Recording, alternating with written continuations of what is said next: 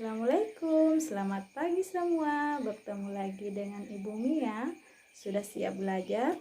Tetap semangat dan rajin belajar di rumah ya. Materi sebelumnya kita sudah mempelajari pernapasan pada hewan. Materi hari ini kita akan belajar organ pernapasan pada manusia. Pertama, kita akan pelajari pengertian bernapas. Apa yang dimaksud bernapas? Nah, bernapas itu adalah proses di mana makhluk hidup menghirup oksigen dan mengeluarkan dalam bentuk karbon dioksida. Berikut ini kita akan membahas organ pernapasan manusia. Ini adalah gambar organ pernapasan manusia.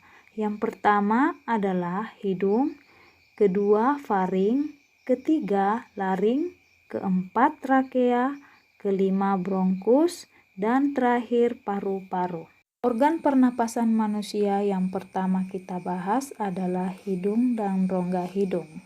Fungsi dari rongga hidung adalah menyaring udara yang masuk dibantu oleh rambut hidung dan selaput lendir. Organ pernapasan yang kedua adalah faring. Fungsi dari faring adalah menyalurkan udara ke laring. Organ pernapasan yang ketiga adalah laring. Laring berfungsi untuk menghubungkan faring dan trakea. Organ pernapasan yang keempat adalah trakea. Fungsi dari trakea adalah menyaring udara dengan bantuan rambut getar. Organ pernapasan yang kelima adalah bronkleus.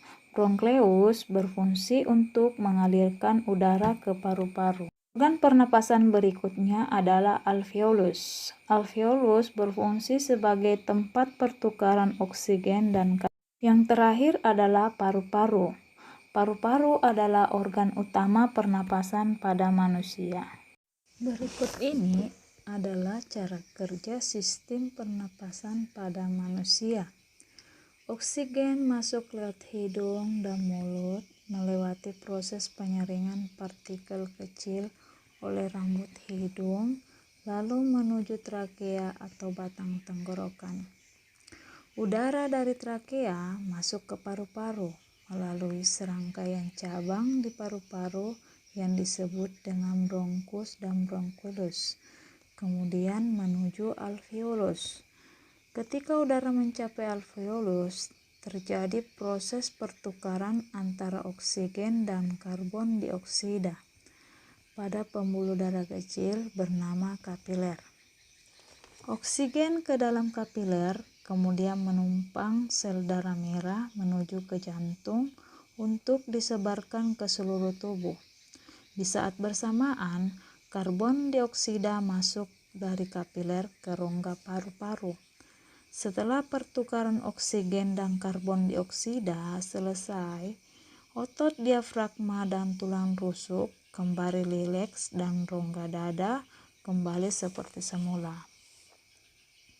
Udara yang mengandung karbon dioksida pun terdorong dari alveolus menuju bronkulus, bronkiolus, trakea hingga keluar melalui hidung. Nah, sekarang kalian sudah tahu kan apa arti bernapas, fungsi dan organ apa saja yang ada pada sistem pernapasan manusia, serta mekanisme dan cara kerja organ manusia.